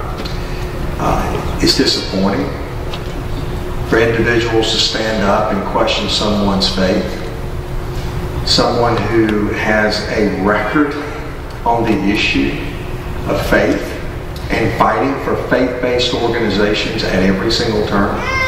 And yeah, I take that personal because that's not the man that I am. And no one has to question or wonder where I'm going to be to ensure that our protections are there as it relates to our free exercise of religion. Look at my record on pro-life. Look at my record on every conservative issue. Don't take the words of those that want to politicize something. Look at my record. It speaks for itself. You also have a minute to answer the question about Governor Deal. You know, Governor Deal has done a remarkable job, and it's been an honor for me to partner with him over this economic time of prosperity. When you look at the fact of coming out of this recession, where we had to cut almost $4 billion out of state spending, and we had to really focus our efforts, we did that. We strategically put in place cutting taxes on manufacturing. Today we have 30% more manufacturing in Georgia than we did then. We've seen our GDP grow almost to 30%. It's unprecedented what has happened. The #1 state to do business in 5 years in a row. We are the envy of the nation. It's the reason Amazon was here yesterday. But I'm going to tell you, I'm going to be a governor that's going to fight to ensure that it's not just 6 years in a row, but it's 9 more. Thank you, sir. Mr. Hayes, is there an area where you would differ from the governor? I would think that in him vetoing this, after it was basically written like the federal one, I do take issue with that. I think that I own a small business, and on Sundays we do church bulletins, 10% off, right? Religious freedom. Also, if I have an atheist come in there, I say, hey, just write on a piece of paper, I don't believe, and I'll give you a 10% discount anyway. The values is the rights that we have for our freedoms are given to us from God. It's not given to us from man. And the fact that we had to go to the Supreme Court, or they had to go to defend these things, it doesn't look well in our country and our state. I think that the things that value life, we need to value life at every moment. We need to take that into consideration, and through the trafficking of our teens and all. Thank you, sir. Senator Hill? I think it's been clear that Governor Deal has managed our state well. You look at the financials and things of that sort. But one thing I would disagree with him on is on the revenue structure. He's been very clear that he doesn't want to lower the income tax. And I think it would be very prosperous for our state to do that. And so I've been wanting to eliminate the Georgia state income tax. I've been talking about it from the beginning. And the reason is because the income tax only taxes honest Georgians. But yet, what about the visitors and folks in the underground economy and illegal immigrants? We can have lower rates, and people talk about how you're going to be at 16%. They don't understand the math. The reality is you can do this and be at 10, 11%, including state and local governments. But we're going to have to do it over time. We're going to have to do it over time. We got a 7-year plan to eliminate the Georgia state income tax. We can get it done. It will be better for businesses and families. Sir? Secretary Kemp. Well, I've been a strong supporter of Governor Nathan Deal, helping organize the statewide bus tour on his re-elect, being on him at a time, being with him every single stop at a time when the polls weren't looking good, even though we didn't believe that. When you know these polls had Hillary Clinton and Jason Carter and Michelle Nunn winning over Senator Perdue and Governor Deal. So I don't really want to get into those type issues, but what I think is important for you all is like, what is the next governor going to do? And who do you trust to do that? I have been a strong supporter of the Second Amendment. You know, I'm a strong supporter of religious freedom. And I think you need to look at the records. I mean, I'm proud of the record I had in the legislature. I'm proud of the record I've had in the private sector for over 30 years, including today, still making payroll, still starting new businesses and grinding away every day, mainly because I had a rough time going through the Obama recession. Thank you, sir. Mr. Tippins. Governor Deal's done a good job. But every leader has some things at the end that didn't get done. That's just the nature of leadership. So let me tell you about a story about something I think needs to be done that's not done yet. Some of my friends, guys I went through SEAL training with, guys that work for the intelligence agencies, they retired. And they started basically a service where they work with police departments, attorney generals to identify, target, and take down sex trafficking networks. They did this in Albuquerque, New Mexico. They had a 100% conviction rate. That's what we could do here. And they interviewed someone that had been a heroin dealer. They asked him, why don't you diversify? You're doing well selling heroin and then you start selling children. He said, well, it's a better business. I can sell a package of heroin one time. I can sell a child for sex 8 or 10 times every night.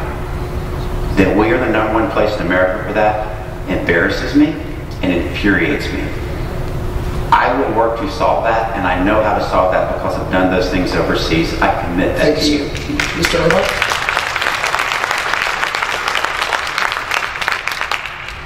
Well, freedom of religion from the federal government is why our founding mothers and our founding fathers gave us this God-given, inalienable freedom. And that's why they put it #1 in the Bill of Rights in the First Amendment. I'm a professional author. Okay, Brian's going to like this because he's helped selling my book, right, Brian? He said it twice. No, but I believe in you and believe. Do we need a third great awakening? Many, thousands of Georgians say, yes, we do. And this is the book that's been read by members of Congress. About 400 Americans say it's one of the best books they've ever read. I signed it for Justice of the United States Supreme Court Stephen Breyer. Any religious freedom bill in this state, I haven't read it, I'm not a politician, that does not strengthen the, just a second, doesn't strengthen the United States Constitution, weakens our religious freedom of religion from the federal government. So I'm a master and an expert on freedom of religion from the federal government. Thank you, sir. This next round of questions starts with Lieutenant Governor Cagle. I didn't miss your hand. No, he started that. I'm going to read a quote from Republican Senator Fran Miller yesterday about 1 a.m. in the morning, right after the session. And he talked about the bipartisan undercurrent in Georgia. This is what he said. We're not Washington. We probably agree on about 80% of what we do down here. Whoever the nominee, the general election against Stacey Abrams or Stacey Evans will probably be a very divisive one. What would be the first steps you take if you win to work across party lines? Well, first of all, I mean, look at my record. As Lieutenant Governor, I actually work the body in a very bipartisan way. I think oftentimes we look at Washington, D.C., and what we see is that people are looking in a very much a horizontal mindset versus a vertical mindset. We need to be pushing the ball forward, not fighting about going left and right. And the truth is, conservative principles win. And we have demonstrated that in all of my elections, and we will continue to demonstrate that. When you're elected, you are there to represent the people, to do what is in their best interest, to create a better way of life for them. And government doesn't have all the solutions. Clearly we don't. We believe in limited government. But I will tell you, by having a governor who understands which levers to move to help individuals, I think we have a broad consensus with that. Thank you, sir. Mr. Hayes? Well, I would reach across the lines with anyone who wanted to make education better for our children. I would reach across the line with anyone who wanted to stop sex trafficking. I would reach across the line and find the things that I could agree with and that are values that are Georgia values, and I would try to work with those things. There are going to be things that I'm not going to be able to do. I think the two candidates on the Democratic side, both want to expand Medicaid, and I think that would be a terrible thing. It's something that just keeps exponentially growing and growing and growing, and we have to take care of ourselves. We can't continually, this country is built on self-reliance. The state is built on self-reliance. And to continue, we have to turn around and get people connected to the government, that they're on the government dole for health care, for food, and for all those things. It just continues. It just continues the cycle that was started in '68. Senator Hill? We've been implementing New Deal and Great Society programs for almost a century. And one of the things that we need to do as business-minded people is to back up and say, what are the results we're trying to achieve with these government programs? And I believe that I can work with a Democrat and say, if the goal of welfare, food stamps, Medicaid is to alleviate or eradicate poverty, then it's not working, so we need to do something different. And when I learned this in Afghanistan on my third tour, when the government can continue to put billions of dollars behind activities that no matter how much more money you put behind that idea, it's not going to move you closer to getting the intended result.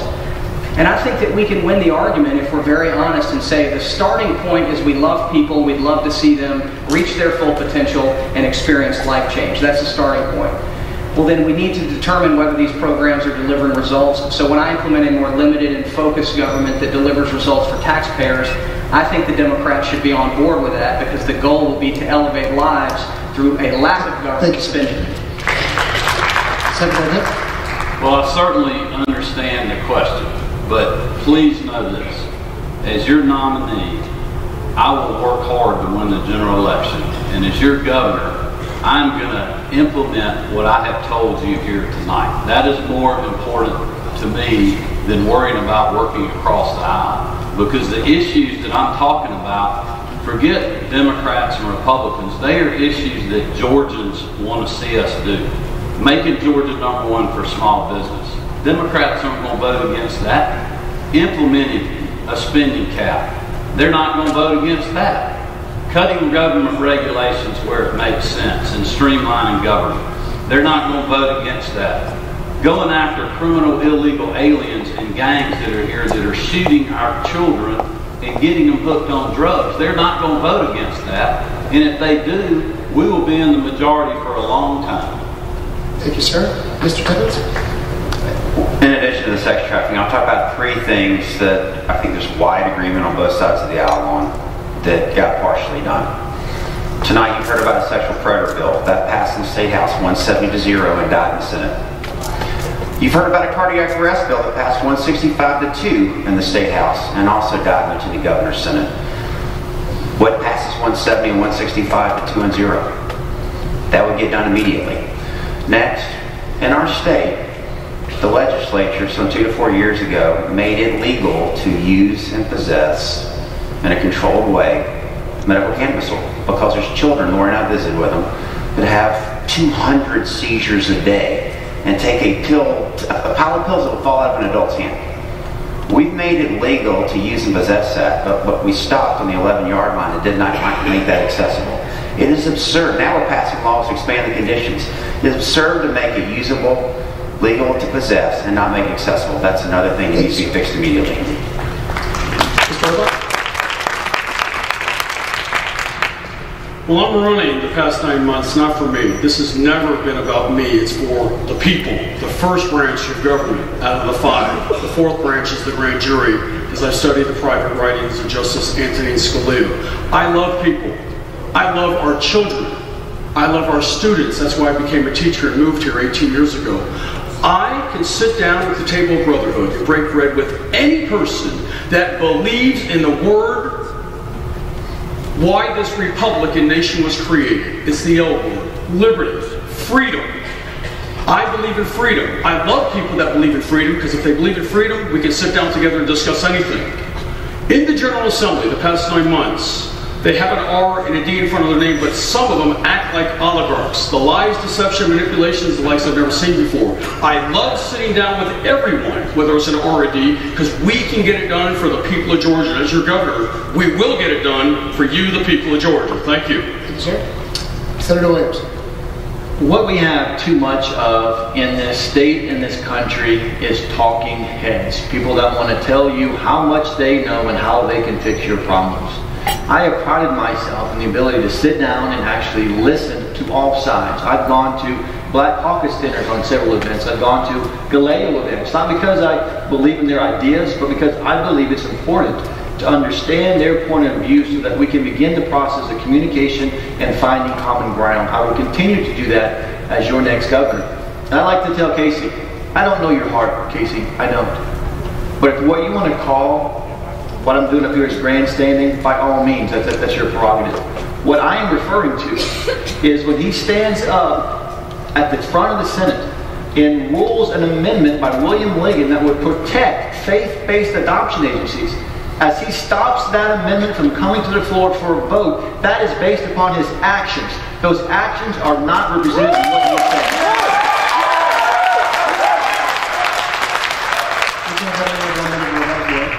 Well, being the president of the Senate, you are the presiding officer.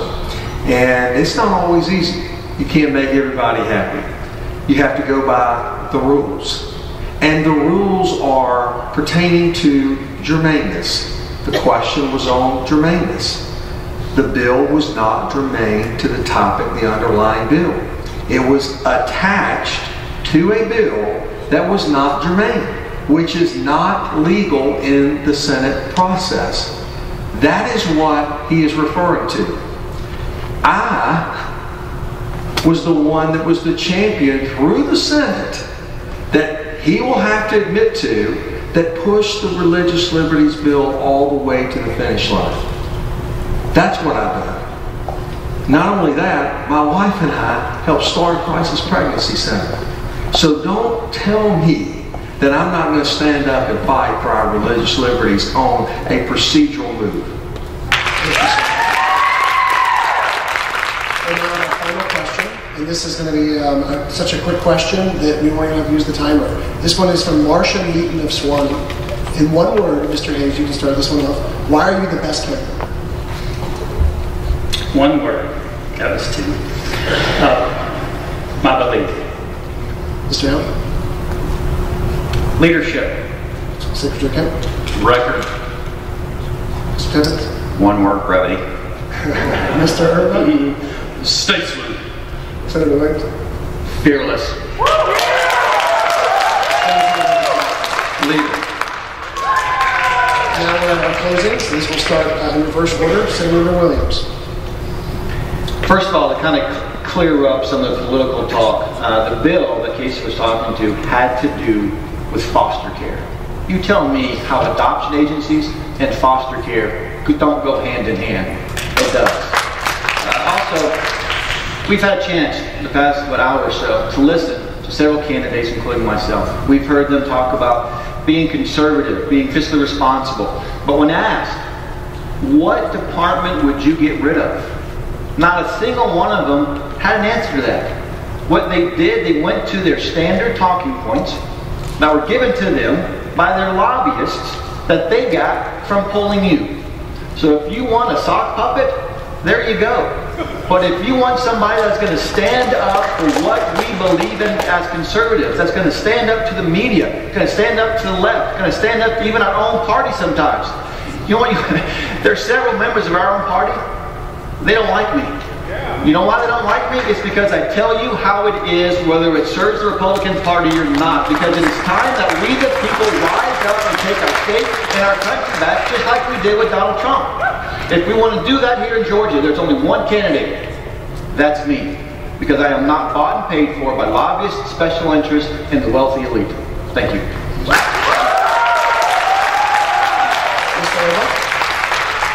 This is the final conclusion, right? Okay, thank you.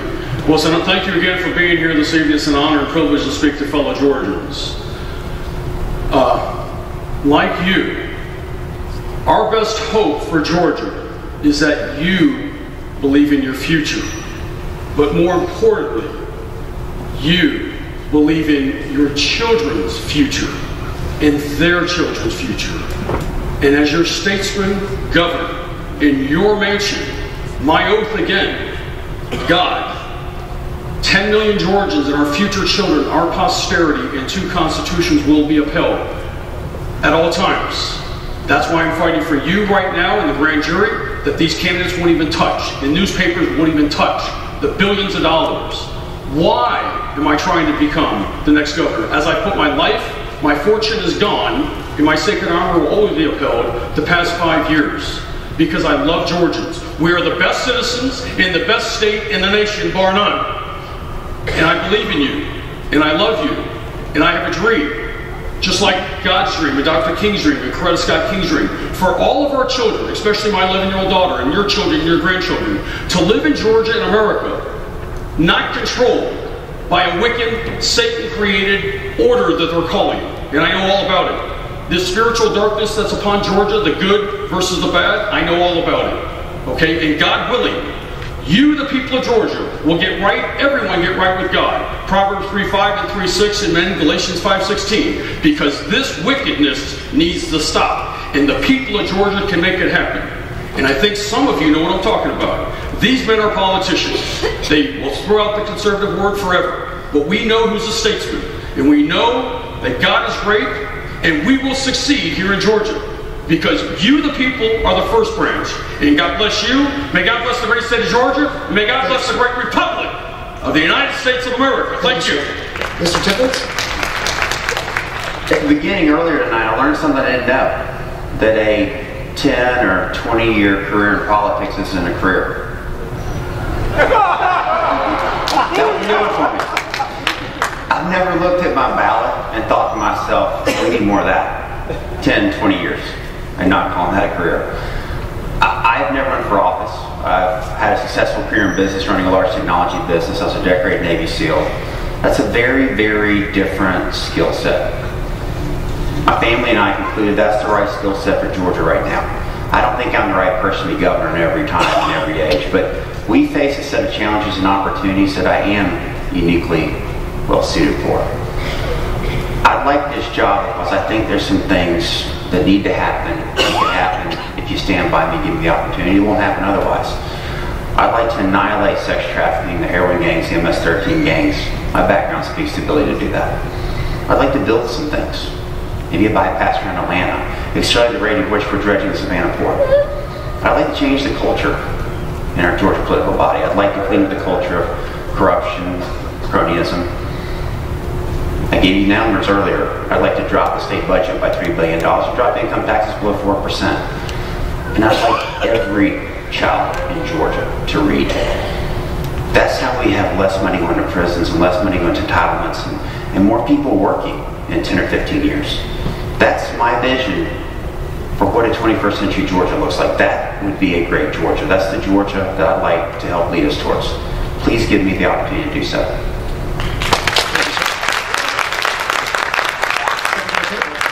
Thank you all for, again, coming tonight.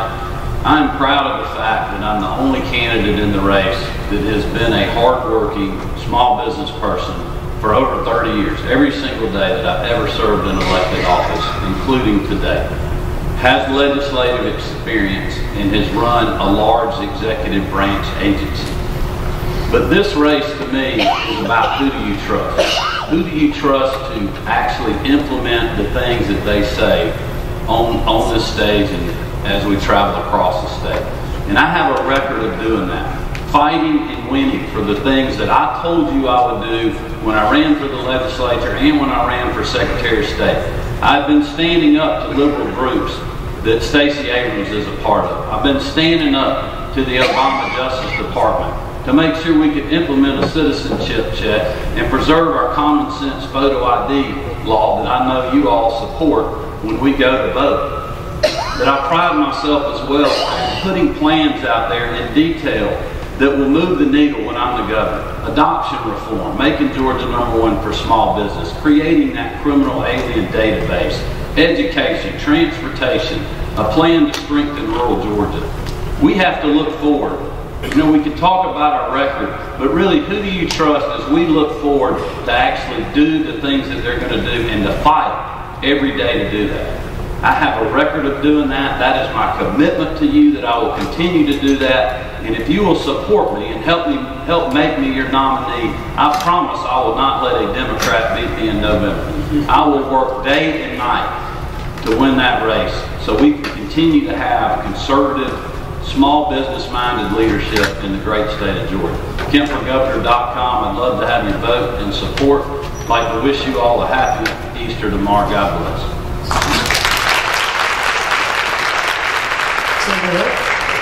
Thank you for spending some time with us on this Easter weekend. You know, y'all have an important decision to make. You have to have a discerning idea of two things. It's two things, not one, it's two. Number one, who truly has a conservative governing philosophy? Because the values and principles that made our country great are under attack, and they're being eroded every day, and they're not being defended enough even by members in our own party. Okay, so who has a truly governing philosophy, not only for the conservative values that we believe in, but also the fiscal conservatism that we all believe in? And then number two, who has the leadership experience to turn those ideas and those philosophies into policy?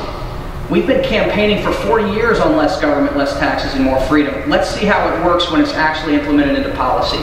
You know, career politicians get rewarded through getting reelected regardless of whether they've delivered results. But everybody in this room has to deliver results, whether it be in your business or your family, because if you don't deliver results, you have to deal with that every day.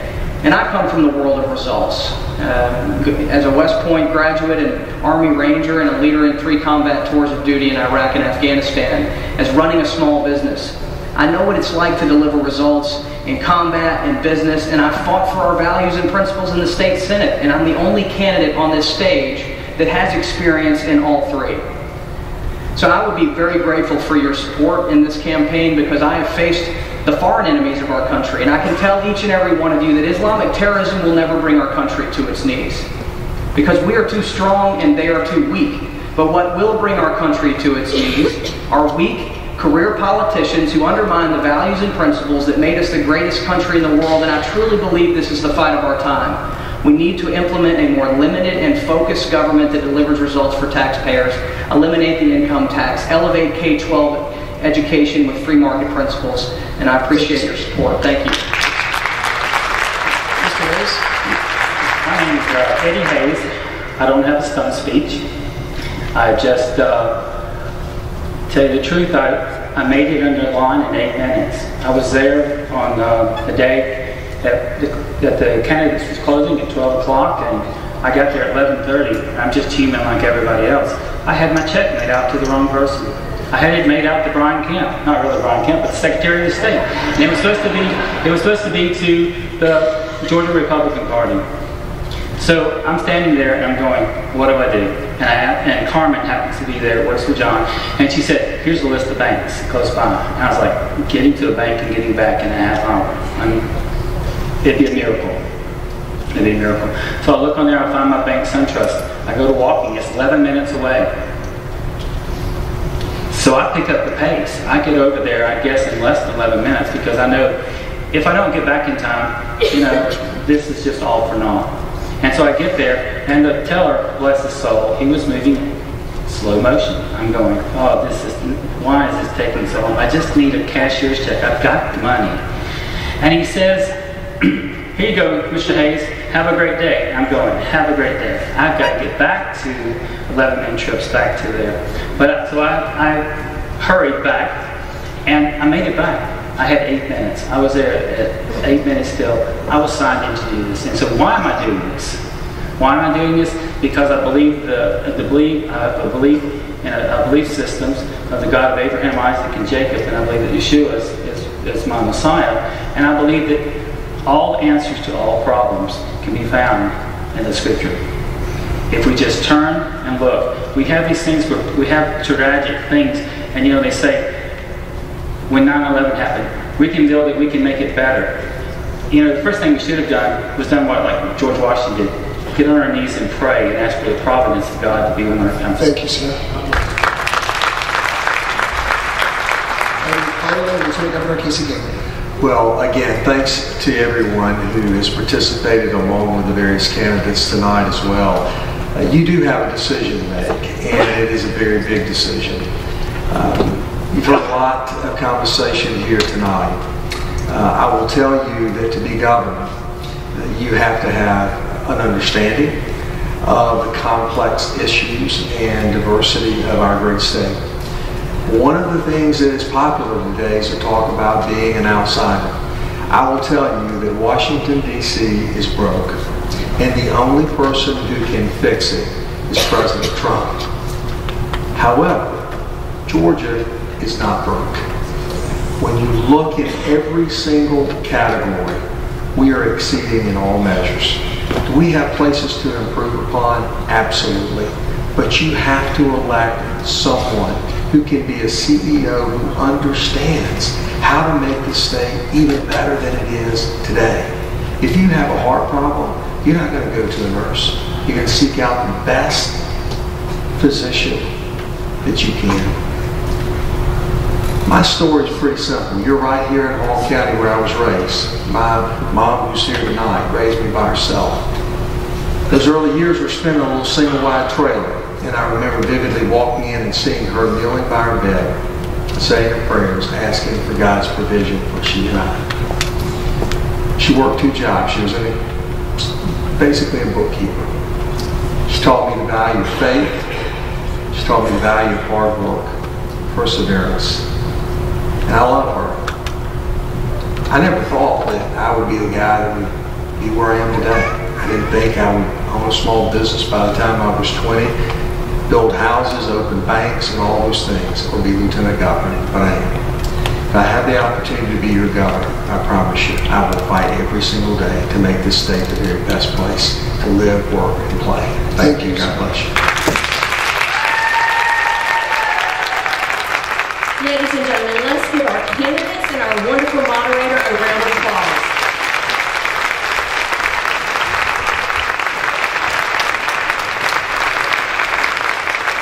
The 9th District GOP would like to thank everybody for coming tonight and hope the information that you've heard here is going to help you make an informed decision as you head to the polls.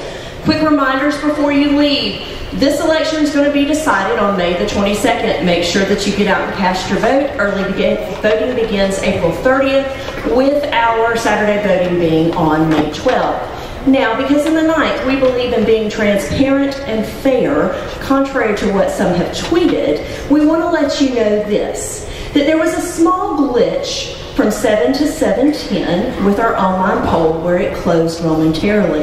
It has reopened at 7:10, and for the next 10 minutes after this debate ends, we will leave the straw poll open for anybody who did not have the opportunity to vote in it.